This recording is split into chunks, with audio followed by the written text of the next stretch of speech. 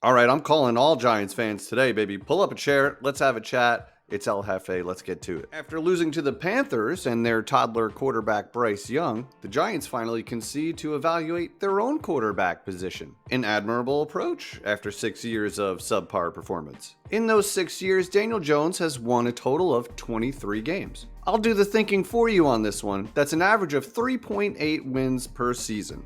Seasons are long, like 16, 17 games. Yeah, 3.8. Now, obviously, those 6 years include missing 21 games due to injury, which doesn't actually help his case at all. Let me do some more mathing for you, okay?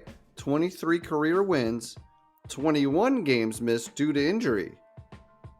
Jesus Christ, they're almost the same. This DJ project was a colossal failure by the Giants in every sense of the word. And yes, I'm allowed to say that in hindsight because I'm a fan.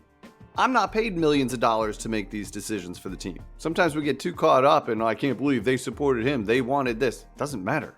The product on the field is all that matters. Now, instead of honestly evaluating the roster and the quarterback after the 2022 season, Joe Schoen instead got bent over a barrel and Daniel Jones' agent showed him all 50 states. $40 million a year with an injury guarantee for a guy that has already missed 21 games. That's bad, real bad. I'm saying this loud and clear. The Giants need to bench DJ today for the remainder of the season. No more DJ at quarterback. I don't even want him dressed. The Giants need to start Drew Lock immediately. They need to have Tommy DeVito as backup. That injury clause would be the most horrific parting gift Daniel Jones could possibly give the Giants organization and this poor fan base. You start Drew Lock because he doesn't give you any extra advantage to win games, which is a separate conversation. But it also takes the injury clause out of play. Tommy DeVito, you're backup. I don't want you starting. I've seen what you can do in a lost season, pal. You sit right there. The way Joe Schoen swung and missed on the most important position in sports could be considered a fireable offense. Now, I still think Daboll can coach. Punch me in the face if you want. That's just how I feel. But I think he's attached at the hip to Joe Schoen. They came in together, and whenever it happens, I think they're going to leave together. Unfortunately, I don't see a world where Schoen goes and Daboll stays. I also can't imagine Schoen would fire Daboll, his buddy he brought from Buffalo, because he wasn't able to compete with a quarterback that he said wasn't good enough. Daboll said on Hard Knocks in crystal clear HD, some real like 1080 shit. It looked great, maybe even 4K if you got a fancy TV.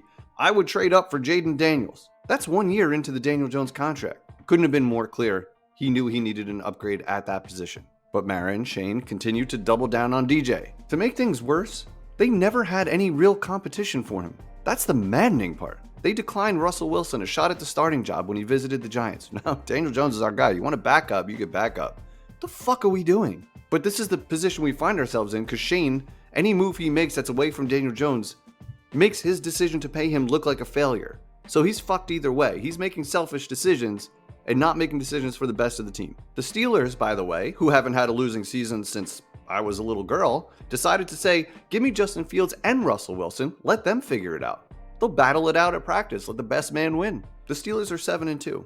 Meanwhile, the Giants built a quarterback room where Daniel gives us the best chance to win, while simultaneously giving us, clearly, the best chance to lose. Now, I don't think John Mara has the gall, the testicular fortitude, the balls to fire Schoen Daboll and make a big splash after 3 years. I think he fears the perception of dysfunction. But I have news for you, John Mara. Losing is dysfunctional!